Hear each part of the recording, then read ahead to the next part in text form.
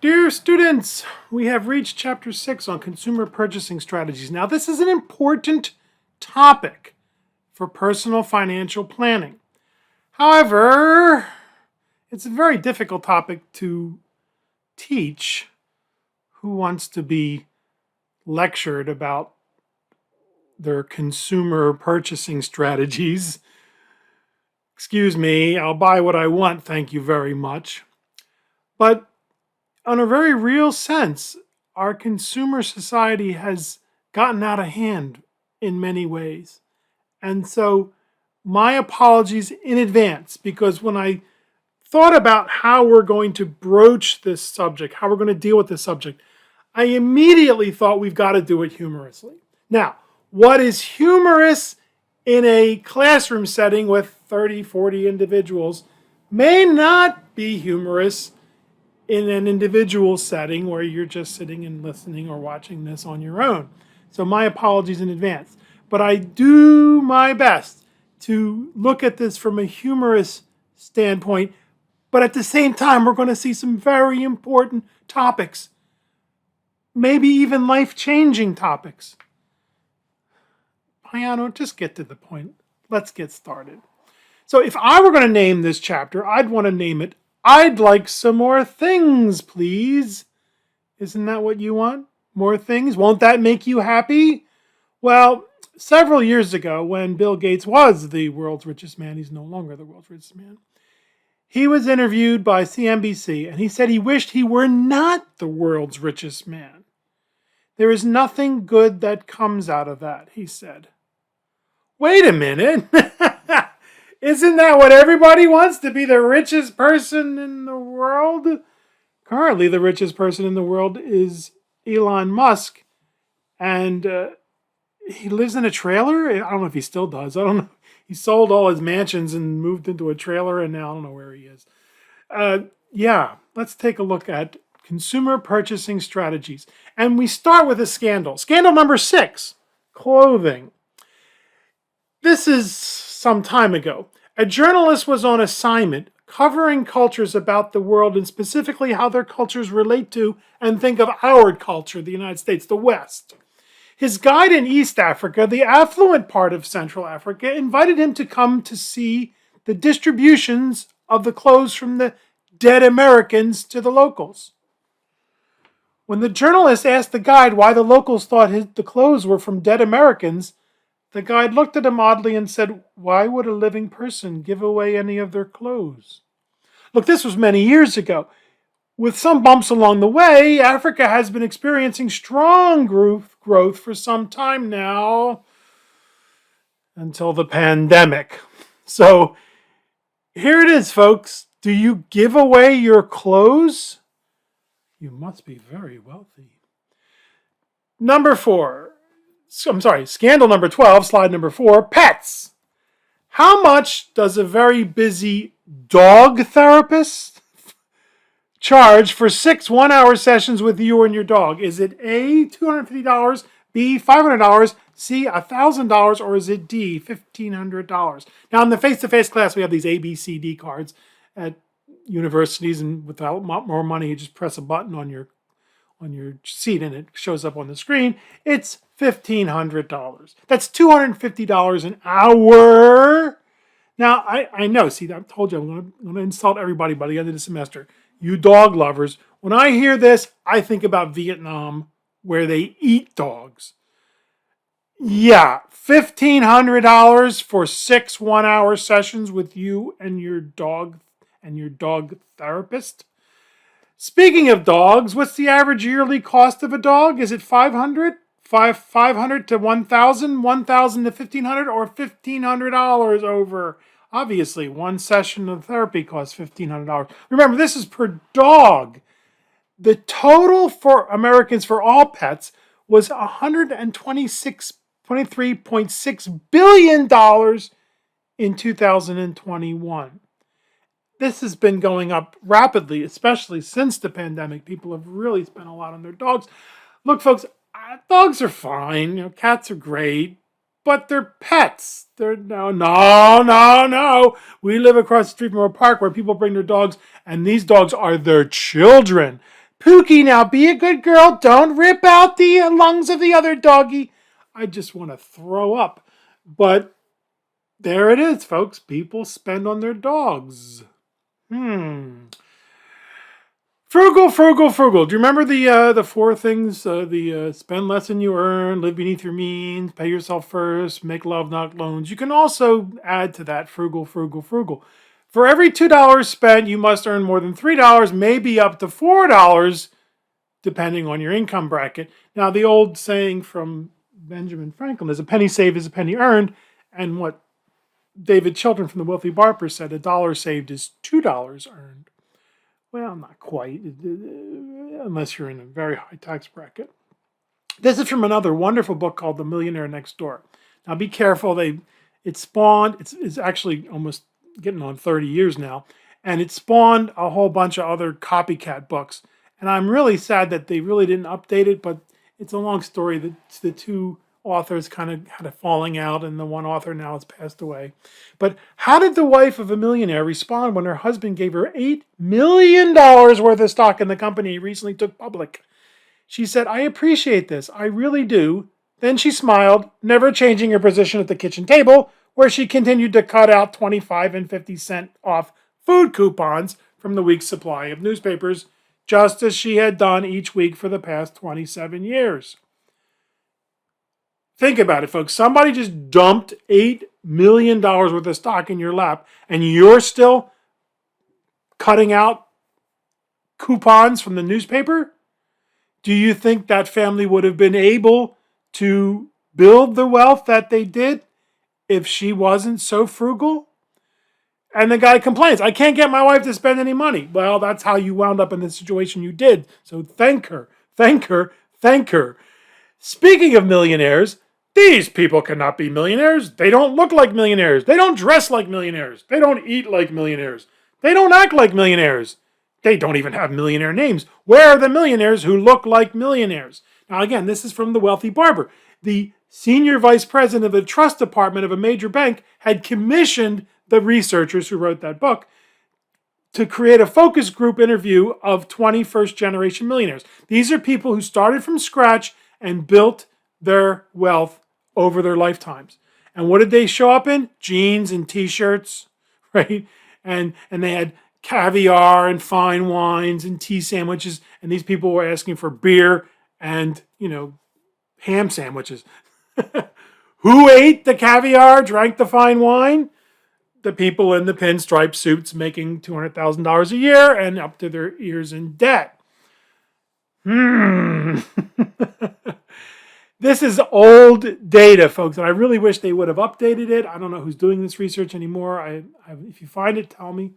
There are over 8 million households in America with a net worth over $1 million. This is probably more by now because of 401ks and the like, and real estate. But the median age is 57 years old. You see, it takes time. Median means half above, half below. It doesn't happen overnight. As you saw in Chapter 1 with the future value exercises, it takes time.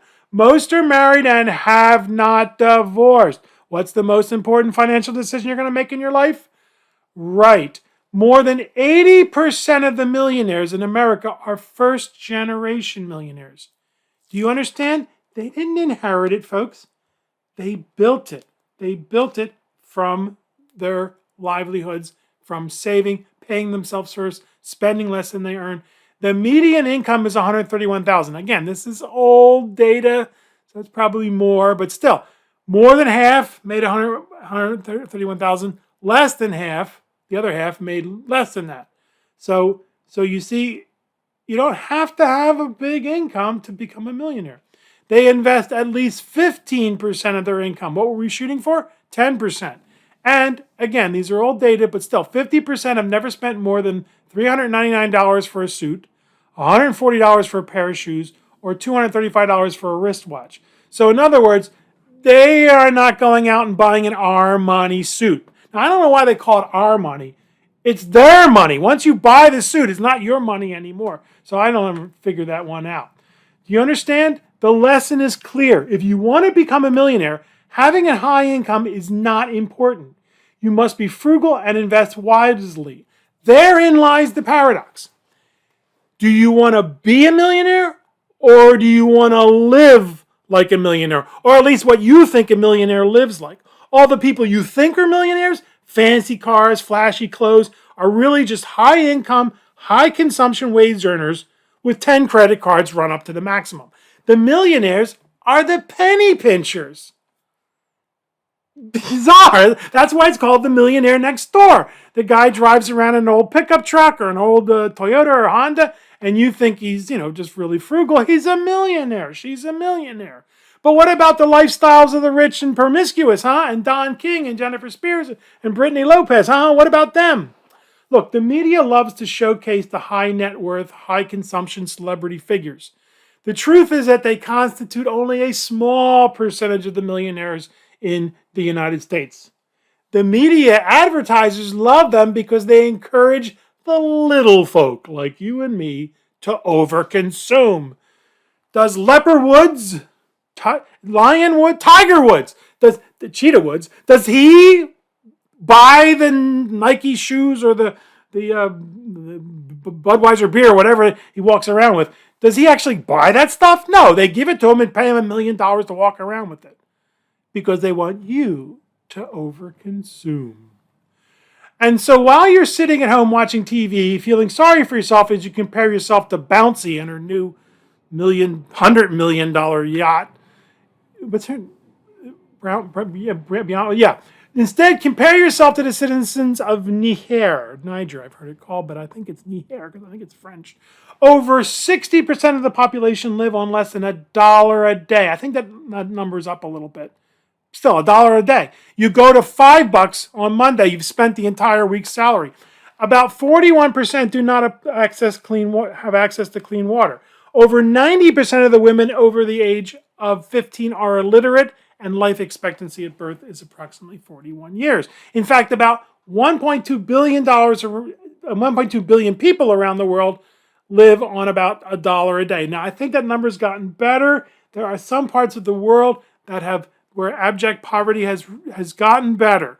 We still have a long way to go. A lot of people say to me, well, you're really into growth and growth of the economy because I'm a stockbroker and I believe in making the pie bigger.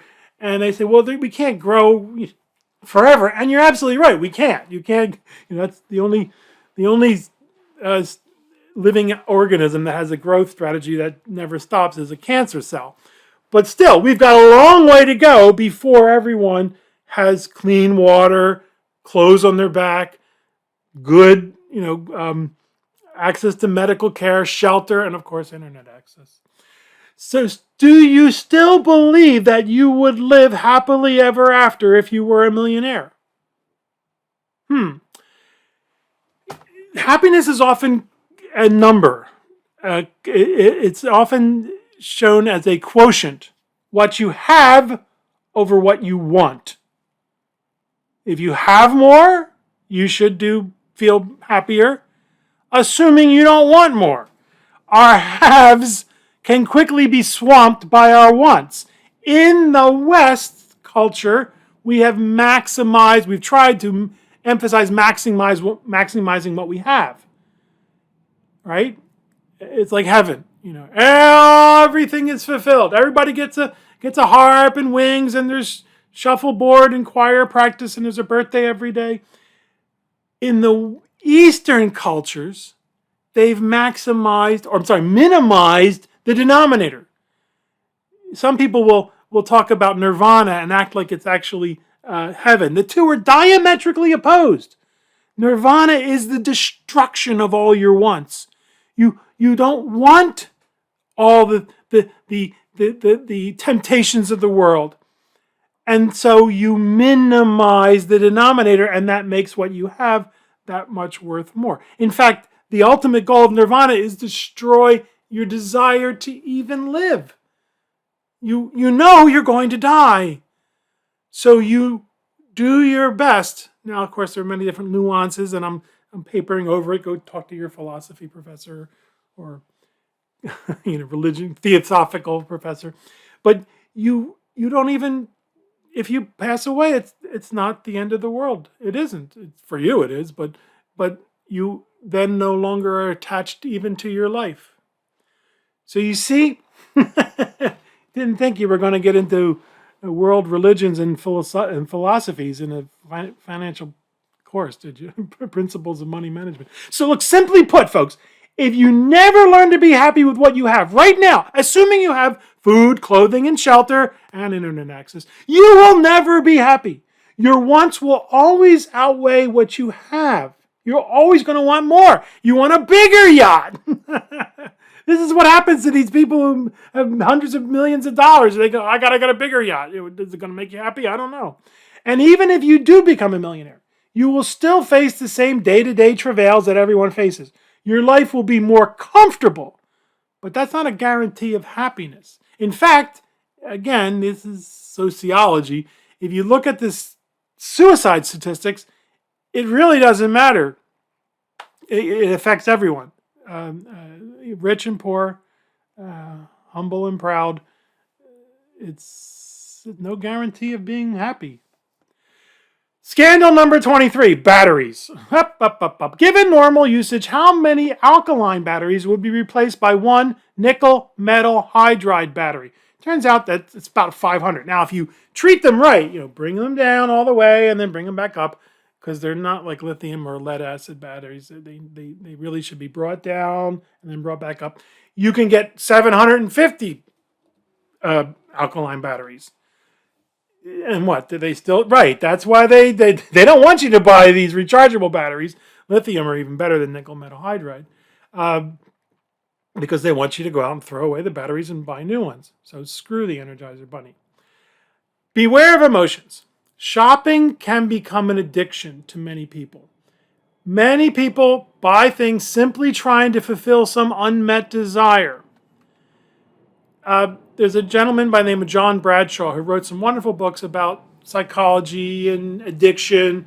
And he defines addiction as any mood-altering behavior that the participant is no longer in full control of. He talks about a woman who had 47 cashmere sweaters. 47 cashmere sweaters? What are you doing? No. You had nothing to do with the fact that she needed them. When she was feeling bad, when she was sad, when she was depressed, she would go through the mood-altering behavior of identifying and shopping and buying and bringing home yet another cashmere sweater. Now, how much does a cashmere sweater cost, folks? I don't know, a couple $100. That's a lot of money in sweaters. How many can you wear at once? How many can you wear at once?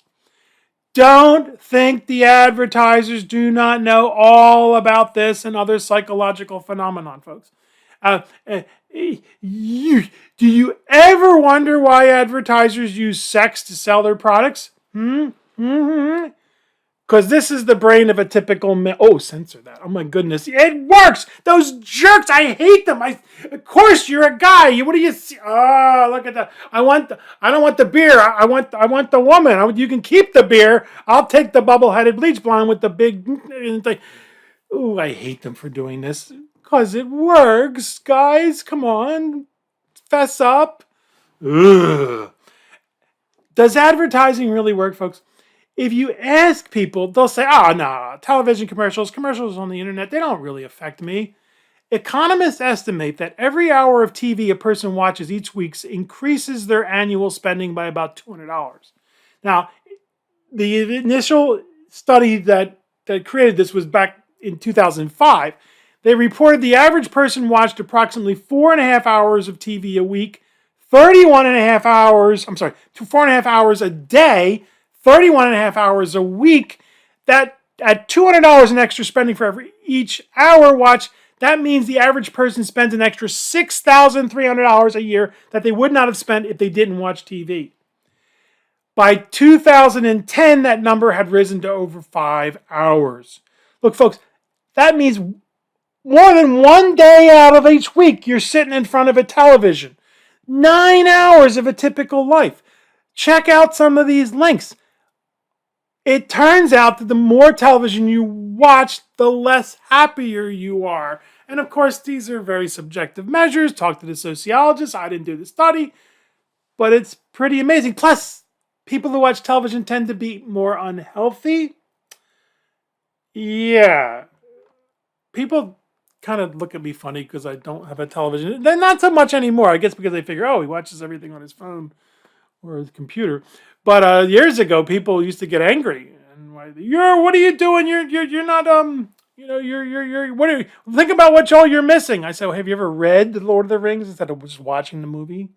Yeah, have you ever read Aunt Julia and the Scriptwriter? They go, what's that? I said, it was written by a Nobel laureate a novelist, and you never even heard of it, have you? It's a phenomenal book. Anyway, let's continue. What factors motivate you? What are the factors that motivate you to buy things? Well, there are economic factors, personal factors, but the ones that I tend to push in this presentation, if you will, are the cultural, the ads, the peer group. I want to buy it because all my friends are buying it. I want to be different, just like everybody else. And would somebody please tell me why a Roach handbag is worth $600 more than a J.C. Penney's handbag? Right, and then in class they go, Roach, you mean Coach? I say, oh, Coach, right, I'm sorry, Coach. For the prices they are asking, shouldn't they really call it first class? And then you get a groan out of the students. And don't even get me started about lousy Vuitton, loser Vuitton, whatever it is. I did my research. I said to my wife, Anita, because that's her name, Anita, take me to Fascist Valley. And we went to Fashion Valley, and we went right up to the Coach store, and I said, show me your most expensive bag. And the woman's eyes lit up. And she kept apologizing because they have a bag that's like over $3,000, and she didn't have that in stock. So she shows me this bag that's $1,350. So I'm looking at this bag. I'm trying to find where they stuffed the gold or the cocaine. And it's a bag. And she's telling me about all the wonderful things about it. And I said, show me the bag that you sell the most of. What bag do you sell the most of? She brings me a bag, I think it was $97. Tiny little, real small little thing. This is the bag they sell the most. Aha! You see, mood-altering behavior. Somebody's not in a good mood, and they want to make themselves feel better. They go through the process of buying something that will fulfill that unmet childhood need. So sure, they have bags that are $3,000 or $4,000 for the people who can buy a yacht, but they have a lot of that $97 bags for people who need to make themselves feel better. Scandal number 73, light bulbs. Light bulbs? Yeah. Given normal usage, how many incandescent bulbs will be replaced by one LED bulb? Turns out it's 42. Incandescent bulbs give off 90% of their energy as heat, and they last about 1,200 hours. An LED bulb can last up to 50,000 hours. So the bulb itself lasts longer than the electronics that get it to work. So the whole thing falls apart before the many years that it's going to live. But still, think about what you're saving when you buy one LED versus an incandescent bulb. And over its lifetime, how much money will one LED bulb save you in energy and replacement costs? It's over $600. So why do people still buy incandescent bulbs? You tell me. This article talks a little bit about the political ramifications. People don't like the fact that the government was phasing them out, but the manufacturers were very happy. They were saying, yeah, we got to get rid of this technology.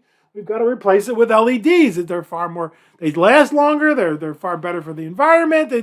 But it became a political football. Don't you tell me what kind of bulb I can use. I'm going to go out and get me an incandescent bulb because I want to burn as much energy and I'm going to spend more money than Consumer purchasing activities, problem identification. Where do you go? Do you take the time to comparison shop? Do you check out independent testing organizations such as Consumer Reports? Now, folks, they're not perfect. They've been around a long time. They have a very good track record, but sometimes they do boneheaded things. But check them out, especially when you're making big purchases like cars, which we'll discuss later on, and other items, especially cars. But other things, they tend to be, some things are just very, very subjective. So especially mattresses, how do you tell one mattress versus the other one? And so be careful about that. But what do? Are quality and price always related? Not always. Do you take the time to comparison shop? With some things, yes. Other things, no, I don't have the time. Negotiation can be used on all products.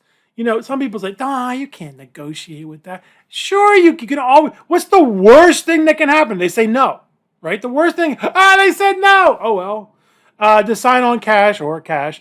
Get all the acquisition and installation costs, conditions in writing, maintenance and ownership costs, especially with big ticket items like cars, can eat up whatever you spent to buy the darn thing. And do you complain if you're not satisfied? Well, I feel really sorry for the customer representative folks at the return desk, because some people really are not very reasonable. But in general, they want you to complain. They want to make it right. They know that some people just will go someplace else if they're not happy with one purchase.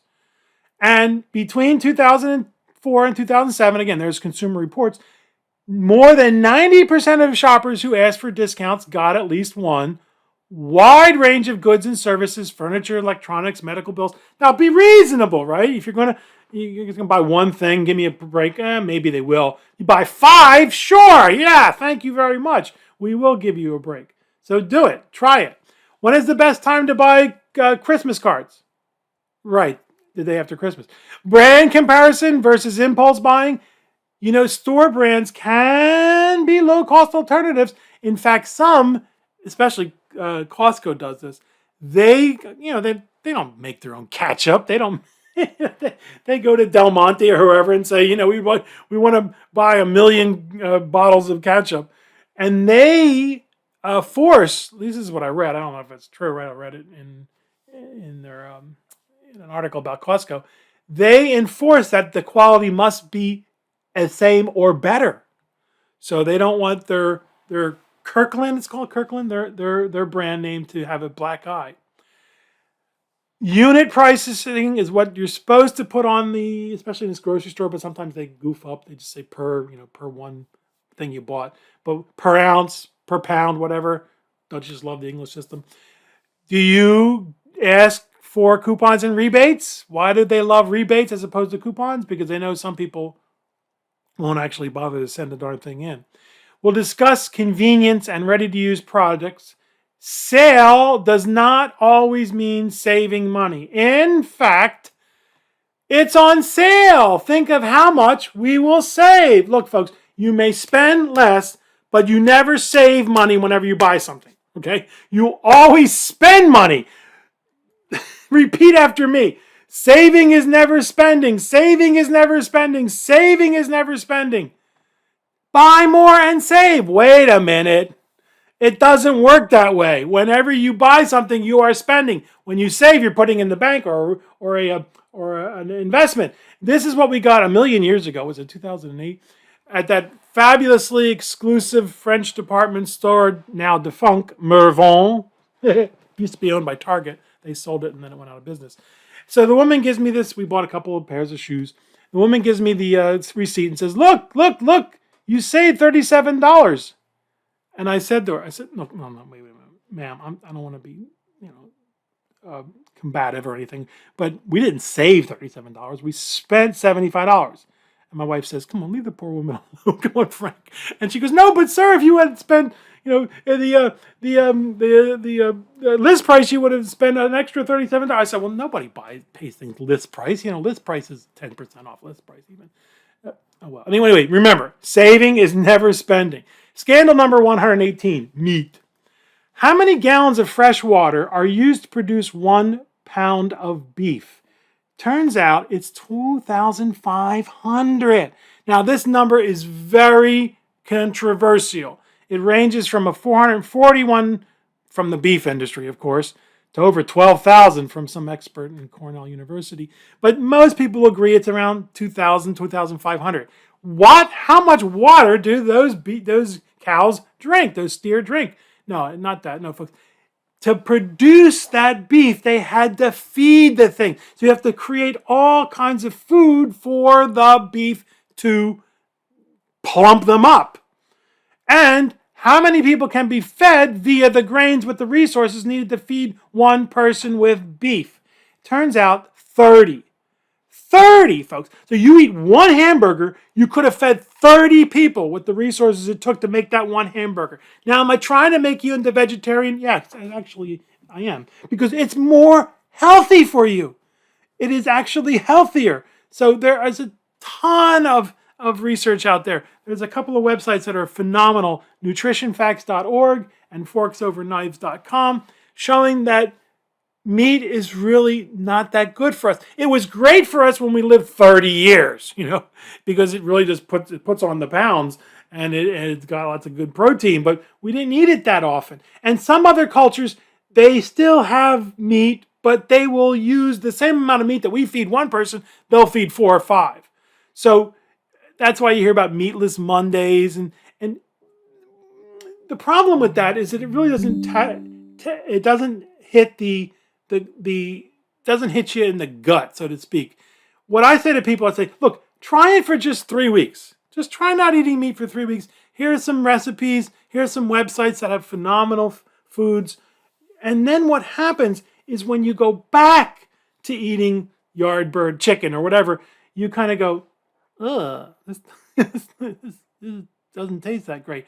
And I feel so. What I tell people is, because I stopped eating meat, several years ago, and for various reasons, I got a lot of help from people because my health was not doing that great, and the doctor was saying, "Here, well, you take this pill every day." I said, "Wait a minute, something's wrong with this. Something's wrong with this picture."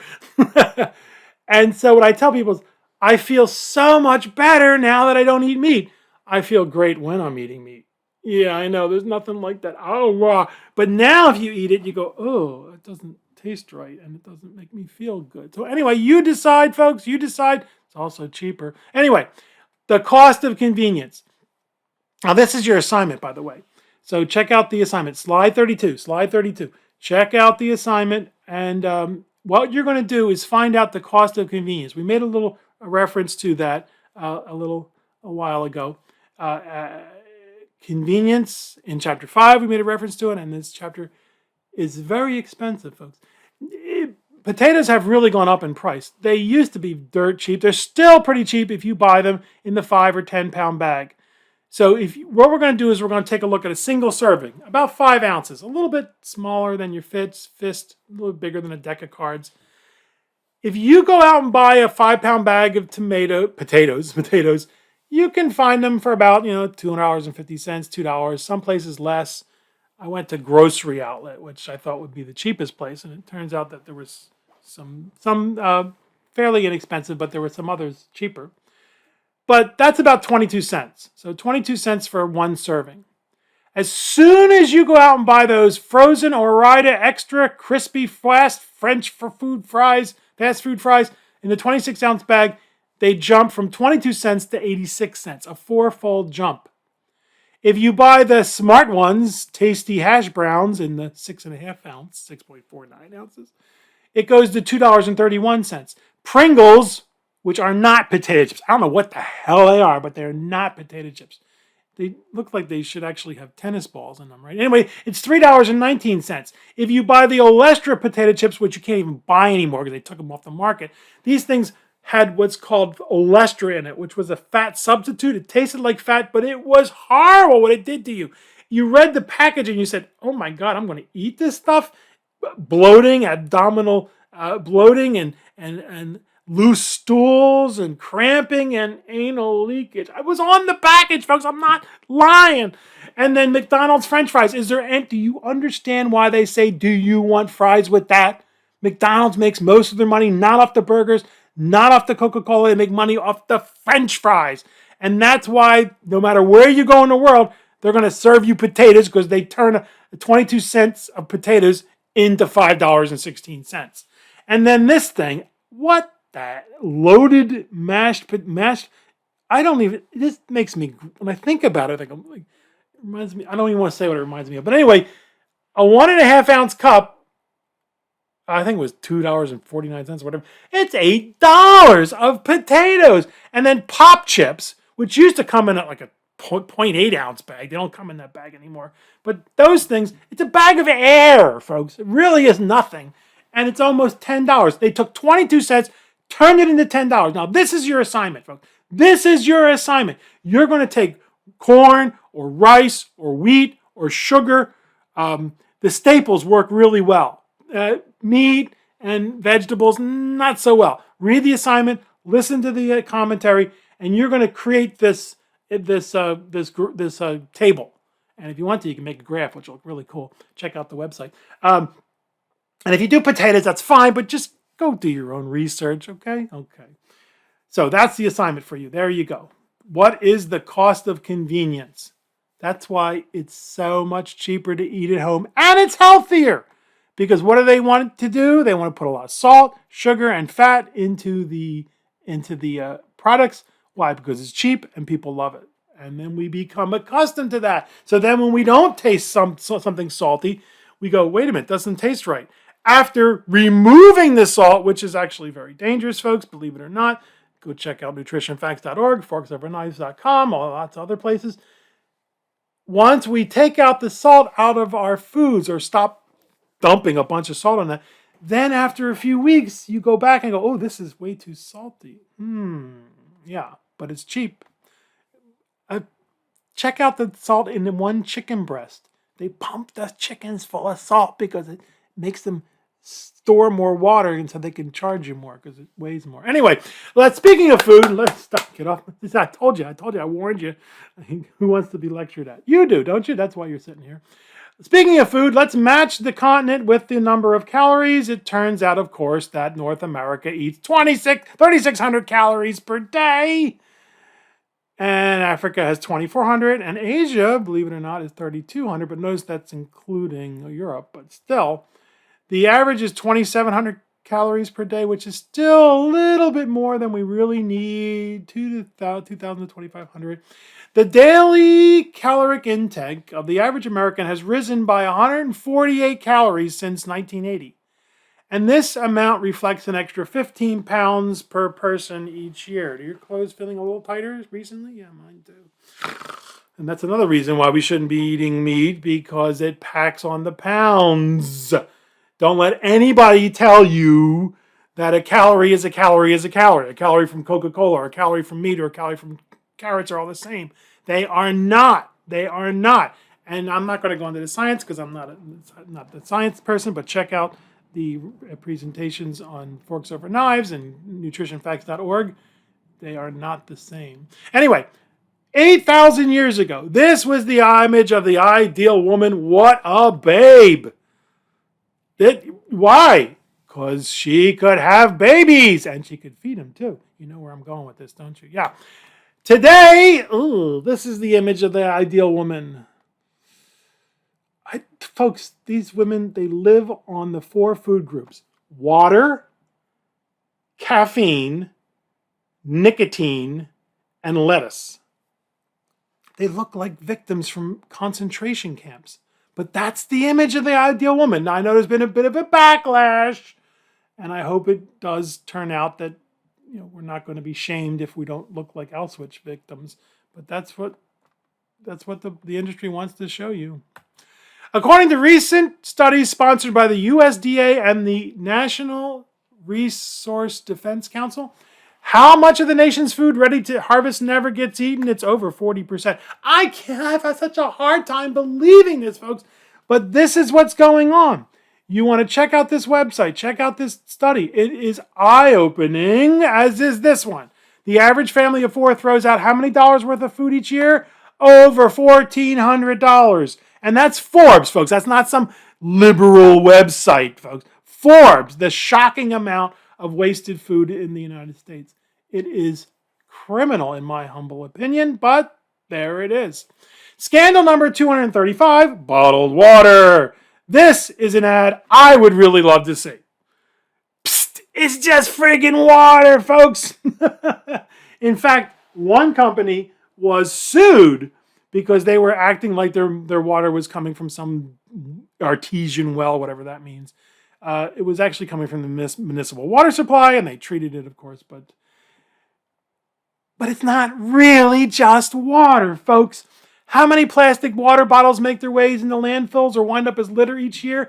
It's over 22 billion water bottles. It's just so unbelievable. I see people carrying around these these water bottles, and some of them are my friends and family, and I don't keep my mouth shut. I just carry around a plastic bottle that can be reused.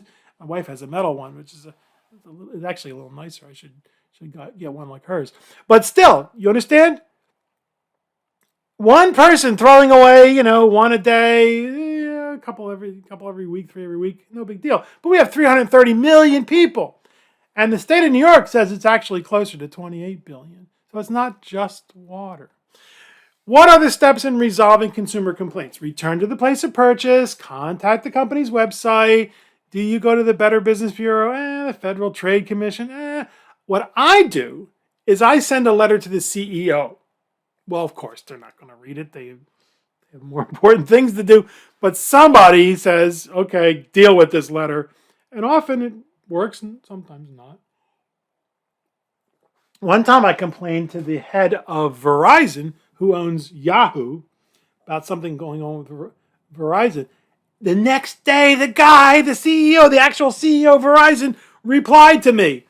Turns out the guy used to live across the street from Southwestern Community College. So he was like, how is Southwestern? Because I told him I'm from Southwestern.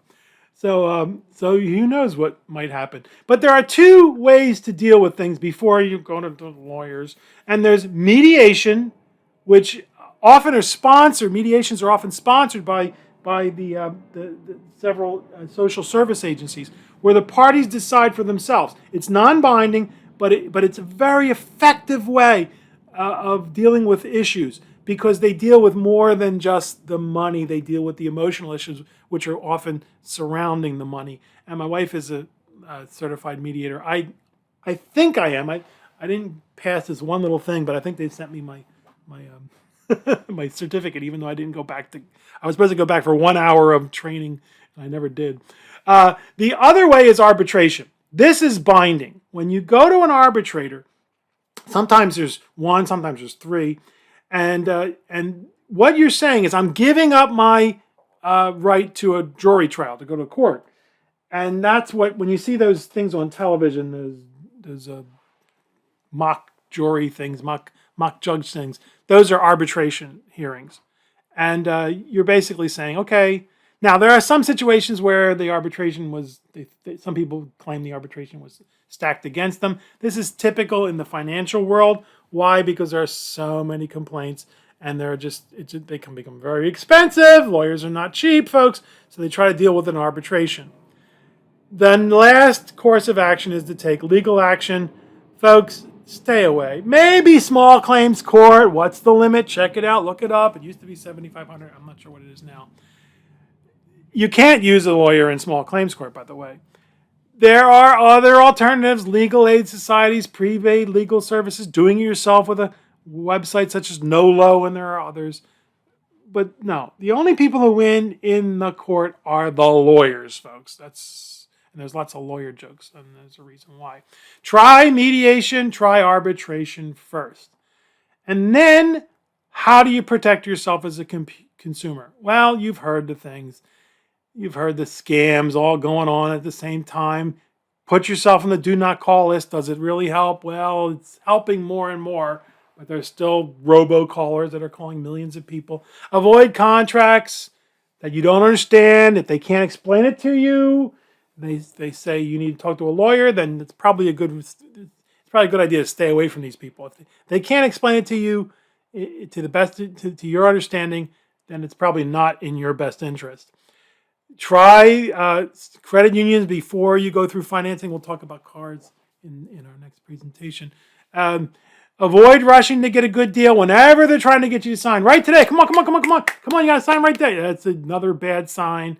And you know the saying, if something seems too good to be true, right, it usually is. And now finally, scandal number 1.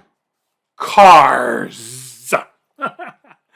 Yes, folks, when they look at the history of the United States in the 20th century and then the early 21st century, it will be the history of the car and our love affair. So when we come back, that is what we will deal with. Cars. See you in our next presentation. Thank you so much for being in our class. And thank you for, what's the word I'm looking for? Indulging me in my crazy ideas about consumerism. But really, folks, remember, your happiness is equal to what you have over what you want. Minimize that denominator. And by the way, I forgot to mention this. Sorry.